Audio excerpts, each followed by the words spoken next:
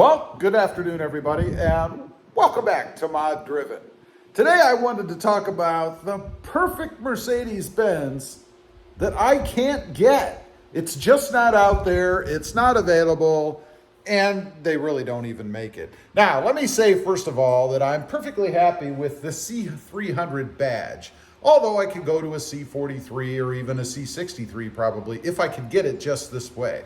So what am I talking about? What would be the perfect Mercedes Benz? Well, first of all, a two-door coupe.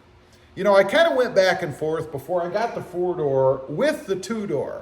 And in hindsight, I probably should have bought the two-door coupe because I actually like the looks of that even better. Nothing wrong with the four-door. I do like that. But I think the coupe, the two-door, looks even a bit more tough, a bit more sporty. Probably should have gotten that to begin with. And you can get, obviously, a two-door coupe Mercedes Benz. So that's not something that you can't find.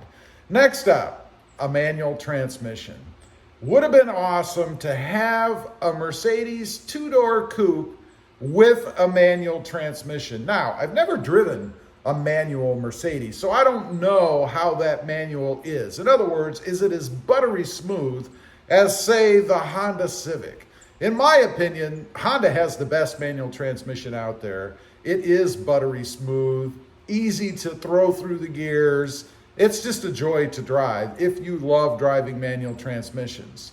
I wish that they had, and maybe they did way back, I don't know, I don't believe you can get them today, but a coupe with a manual transmission.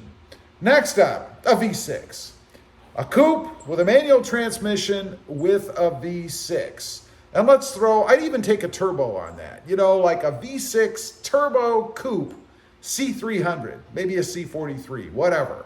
That would be awesome to have. It would just make it even more fun to drive. And it's not like the four-cylinder turbo is underpowered. It's not. This car will get up and go. It's not, drag strip quick or anything, but it still is pretty quick, even in its present form. The V6 with a manual would be even better. You can control the speed, the power yourself, and run through the gears. It just sounds awesome to me. Lastly, and this is the dumbest thing of all to say, but I'm going to say it anyway, and that's a more user-friendly grill. What am I talking about? What the heck does a grill have to do with anything? Well, I don't like the grills that come stock on the car. I mean, they're pretty bland, pretty plain. I like to be able to change stuff like that out. And Mercedes used to make it pretty easy. You used to be able to just unscrew it from the front and replace that center insert for the grill. But they did away with that. Now, to replace the grill, you have to remove the whole front end. And I did that on this Mercedes. I replaced the grill, pulled the whole front end of the car off. Let me tell you, that was a daunting task. First of all, I'm messing around with brand new would be a $50-some thousand vehicle, or at least close to that. So it's a little terrifying when you start ripping into that, especially if you've never done it before. And I had never done it before. The only problem actually that I ran into is I actually had the grill off in my hands, or the whole front end, I should say, in my hands, and the wiring was still connected. No way to sit it down, no way to put it back on. And you also have to be careful when you're doing that the edges don't pop over the sides and scratch up the side of the car, because it would be very easy to do.